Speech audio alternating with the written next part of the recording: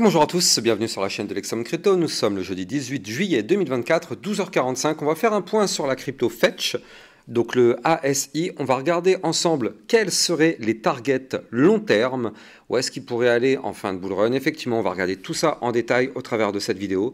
Mais avant, je rappelle bien évidemment que tout ce que je vais dire dans cette vidéo n'est en aucun cas un conseil financier. C'est à vous de faire vos propres recherches et n'oubliez pas que le trading de crypto comporte des risques de pertes partielles ou majeures. Alors, du côté d'une vue long terme, sur la crypto Fetch, effectivement, là, on voit qu'on est toujours dans la phase de retracement, même si on a trouvé un rebond actuellement, vous le voyez. On a été chercher, il faut tout de même le souligner, au mois de mars 2024, la zone des 3,48 $ et on est actuellement à 1,43 $. Donc il y a eu tout de même une sacrée chute depuis le top local qui avait été fait en mars 2024. Et dans cette chute, eh bien, on est venu chercher un niveau clé Fibonacci important. Donc regardez ça.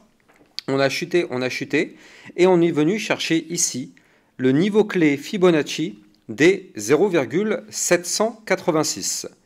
Qu'est-ce que ça signifie concrètement? Eh bien, ça signifie tout simplement que c'est une belle zone de support. Parce que vous le savez, quand on est entre normalement le niveau 0,618 Fibonacci et le niveau 0,786, en général, ce sont des zones de recharge pour du long.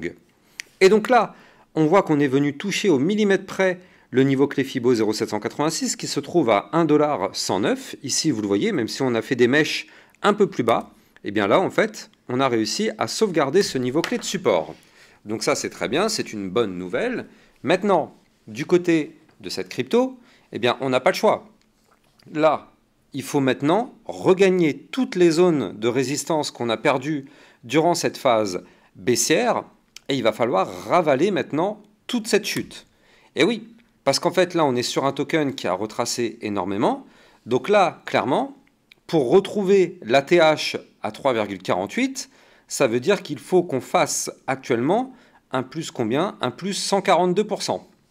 Alors, étant donné qu'on est sur une zone de support Fibonacci, alors oui, on pourrait pourquoi pas trouver rebond sur ce niveau clé et se relancer. D'ailleurs, c'est un petit peu ce qu'on a fait depuis 2 semaines, on le voit parfaitement ici.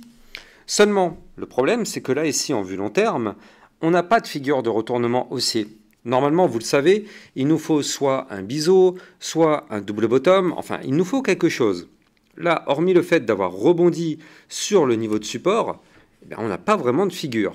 Donc là, en fait, ce qu'il faudrait voir en vue très long terme, c'est peut-être, pourquoi pas, venir de nouveau chuter un petit peu, revenir retester les 0,786 Fibonacci, donc à 1,109 $, former un double bottom, et là, effectivement, dans ce cas-là, on pourrait, pourquoi pas, se relancer et aller chercher des points plus hauts.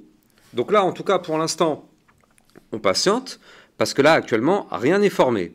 Néanmoins, ce qu'il faut tout de même noter, c'est que, comme je vous l'ai dit tout à l'heure, tant qu'on est sous la résistance des 0,618 Fibonacci à 1,616 $, donc là, pour l'instant, on est bloqué. On est comprimé entre le support et la résistance, et on peut très bien faire du yo-yo comme ça pendant quelques temps. Donc pour l'instant, patience. On a du rebond, certes, c'est vrai, mais nous ne sommes toujours pas pour le moment tirés d'affaire. Surtout qu'il y a quand même des cryptos qui ont pris quand même beaucoup plus de force en l'espace de 2 semaines. Nous, du côté du Fetch, on a pris, ok, 40% en 2 semaines. Mais bon, il y a quand même des cryptos qui ont repris quand même beaucoup plus. Donc voilà. Là, pour l'instant, on a, on va dire, stoppé la tendance baissière. Et là, on est peut-être en train de reprendre de la force. Maintenant, là, ce qu'il faut bien comprendre, c'est que d'un point de vue long terme, très long terme, regardez ça, nous n'avons pas fait de points bas plus bas que les précédents ici. Donc là, ça signifie quoi concrètement?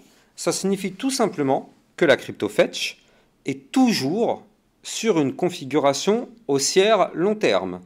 Si on se met d'un point de vue mensuel, ce sera encore plus parlant, vous le voyez parfaitement ici.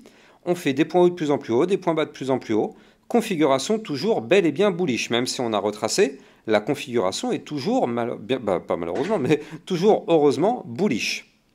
Donc là, c'est pour ça qu'en fait, ce qu'il va falloir surveiller du côté de la crypto Fetch, c'est maintenant donc un retour ici pour aller chercher l'ancienne ATH à 3,048 $, voire même la mèche à 3,48 $. Et si on fait ça, alors ce sera le scénario parfait, parce que ça voudra dire qu'on aura formé une anse sur le côté, un petit peu comme ceci. Tac, on aura formé la petite anse comme ça, et boum, si on casse le dernier plus haut, vous l'avez compris, on partirait tout droit pour faire un nouvel ATH. Donc là, pour l'instant, en tout cas, on en est loin. Néanmoins, ce qui est intéressant, c'est que le momentum MACD, vous le voyez ici, et bien là, ce momentum est en train de décroître complètement du côté du momentum bear. Petit à petit, il va bientôt se transformer en un momentum bullish. On n'y est pas encore, mais là, quand on voit la tournure que les choses prennent, ça devrait bientôt arriver dans les prochaines semaines. Je rappelle, chaque bougie est égale à une semaine. Donc ça devrait potentiellement bientôt arriver dans les prochaines semaines. Et nous, ce qui est intéressant, c'est ça. Regardez du côté du RSI, on n'est vraiment pas loin du tout de déclencher un mouvement. Pourquoi je vous dis ça? Parce que, souvenez-vous, je vais zoomer, quand on était ici, vous le voyez, tac, ou même ici encore, mais nous, ce qui est intéressant, c'est ce qui s'est passé il n'y a pas très longtemps, c'est à partir du moment où on est repassé réellement au-dessus, on a déclenché une belle phase haussière. Vous le voyez, à chaque fois qu'on repasse, on déclenche une phase haussière.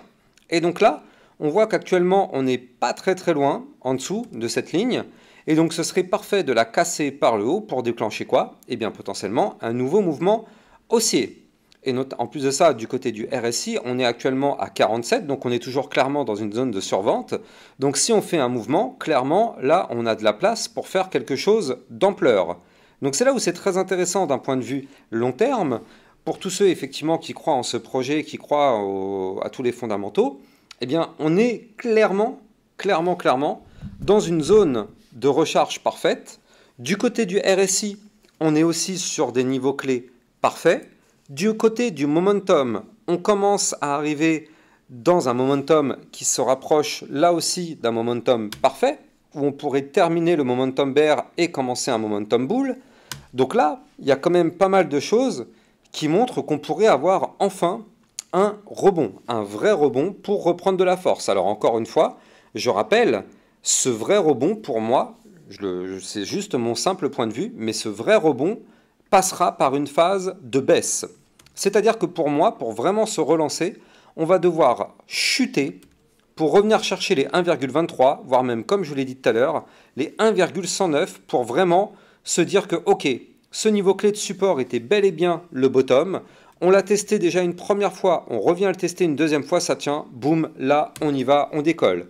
Donc oui, on est dans une zone de recharge, mais est-ce qu'on est tiré d'affaire? En tout cas, pour toutes les personnes qui voudraient investir maintenant, c'est peut-être pas forcément le plus judicieux. Moi, je pense que ce serait plus judicieux d'attendre un potentiel retour sur le support des 1,101 et de voir si ce support tient bon. Et là, effectivement, on pourrait pourquoi pas se relancer. En tout cas, moi, c'est mon plan. C'est vrai que j'attends de revenir ici parce que j'avais raté malheureusement l'opportunité de recharger un petit peu ici.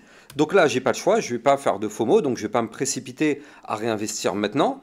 Là, je vais attendre qu'on revienne retester le niveau clé. Si on le fait, tant mieux. Si on ne le fait pas, tant pis. Tant pis, j'aurais pas repris une position sur cette crypto-là. C'est pas grave, c'est le jeu.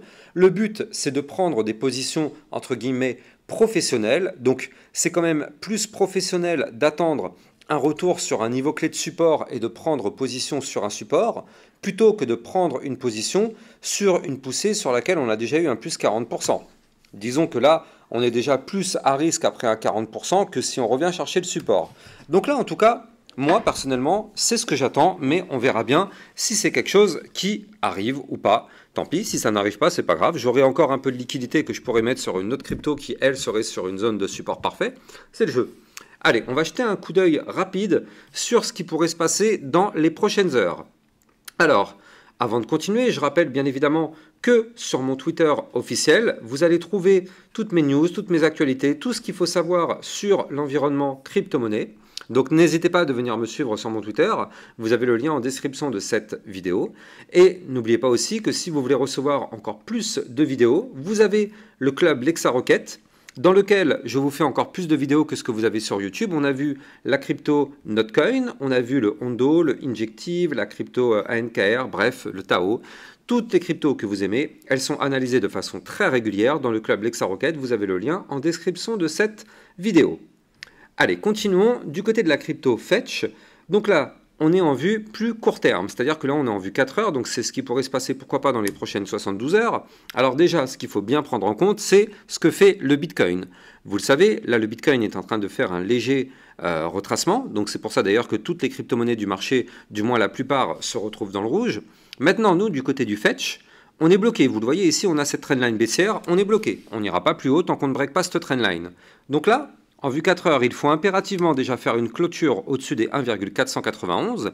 Comme ça, si on fait ça, on pourrait breaker effectivement cette trendline baissière et reprendre effectivement de la force. Donc je vais vous donner les targets. Les targets, si on repart à la hausse, donc ce sera les 1,616. Puis par la suite, la zone des 1,775. Puis on aura les 1,859 avant d'aller chercher les 1,972, voire même les 2,161. Par contre, soyons prudents tout de même, parce que là, vous le voyez, actuellement, on est rejeté par la résistance de la trendline haussière. Donc si on n'arrive pas à repasser au-dessus, qu'est-ce qui se passe? Attention, on pourrait très bien aller chercher le support qui se trouve à 1,38. Donc ça, ce sera bien évidemment, vous l'avez compris, le niveau clé à ne pas casser, en tout cas pour les prochains jours. En tout cas, j'espère que vous avez kiffé la vidéo. N'oubliez pas de vous abonner si ce n'est pas encore déjà le cas. Likez, commentez, partagez au maximum. Moi, je vous souhaite à tous une excellente journée. Je vous dis à plus tard. Ciao, ciao.